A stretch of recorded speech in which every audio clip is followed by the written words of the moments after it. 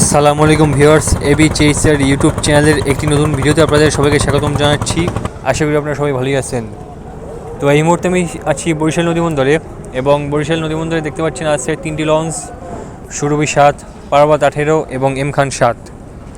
তো আমরা ছিলাম সুরভি 7-এ, এবং সুরভি 7 ঢাকা সদরঘাট থেকে ফার্স্ট ট্রিপে ছেড়েছিল এবং বরিশালেও প্রথমেই পৌঁছায়, এবং দ্বিতীয় পজিশনে পৌঁছায় এম খান 7, যেখানে এম খান 7 ছেড়েছিল তৃতীয় ট্রিপে, এবং 3 নম্বর পজিশন নিয়ে বরিশাল নদীবন্দরে ঘাট দেয় পারাবত 18 5টা 23 মিনিটে, যেখানে পারাবত 18 ঢাকা থেকে ছেড়েছিল দ্বিতীয় ট্রিপে।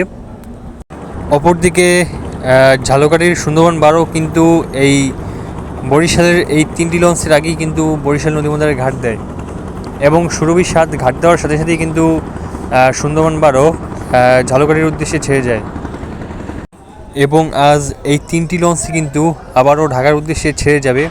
সাথে কিন্তু থাকবে ঝালকাঠির সুন্দরবন 12।